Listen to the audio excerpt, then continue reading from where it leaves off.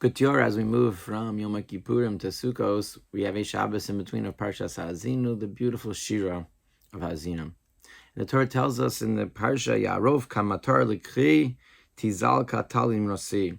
Compares the Torah, imrosi, the words of the Torah, the lekach, the beautiful gift that we have been given, both to the rain and to the dew. Two different comparisons of Hashem's Torah from our perspective. And Rashi writes, Tizal katal, what does it mean that it's going to come down like the dew? Shakos smeichim bo. Everybody's happy with the dew. Lufi shamator yeshehin atzavim. When it comes to rain, there are those who are disturbed by the rain. The rain is a good thing overall, but there are certainly those who are inconvenienced by the rain. Kigon hochedrakam mishayaboro malayayin.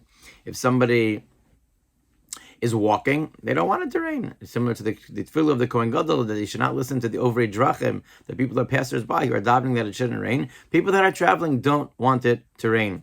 And people who have their wine, whatever it is outside, things that are going to be ruined, they don't want it to be rained on either. So what are these two different comparisons? So Rav explains that what Rashi seems to be telling us is that there are two different aspects to each of them, and they reflect the depth of Torah. What is it that is this comparison to matar and to tal? And it's interesting, in the pasuk, it begins by comparing it to rain, and then it shifts to tal. When it comes to the rain, there are two aspects of the rain that could potentially be frustrating, or two aspects that are more difficult when it comes to rain. One is that it could be damaging. Too much rain is certainly damaging. We saw what happened with the hurricane recently. We've seen in our own community what can happen when it comes to rain. And rain can damage things, as Rashi says, things that are left out can be damaged by the rain.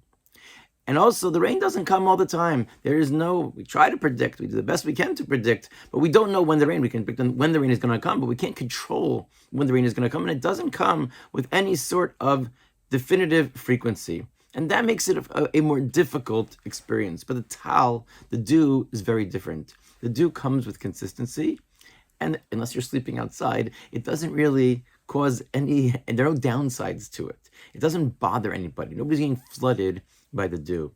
And what that seems to be is reflecting not just about the Torah, the dew and the rain, but is really telling us something about the nature of Torah.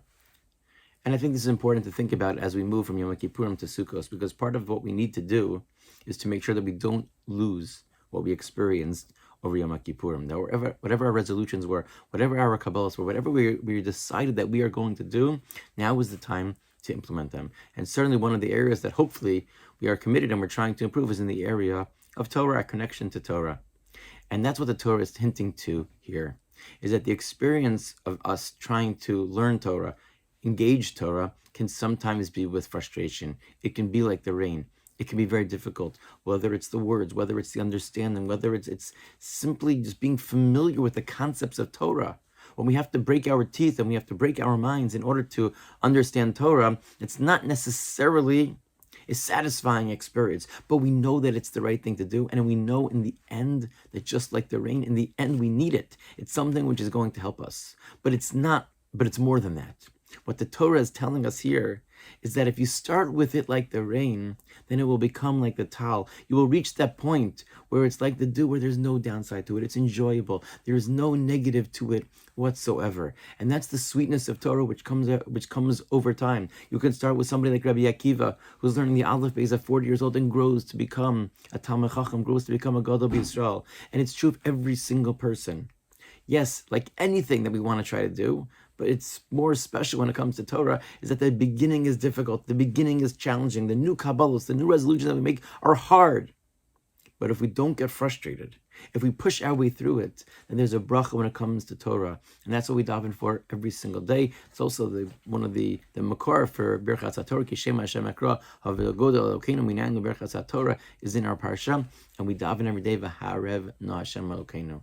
As Divrei Soras Chabafina, that Hashem should make it sweet like the dew, sweet like this process. And that's hopefully the experience that we can have as we move through Sukkos and beyond, is that the Torah that we'll work hard on and reconnecting to, with our small Kabbalas, a small something, a little bit more that we're going to do in the Torah, even if it's difficult, we'll end up reaping the benefits of sweetening Hashem's words of Torah and bringing tremendous joy into our lives.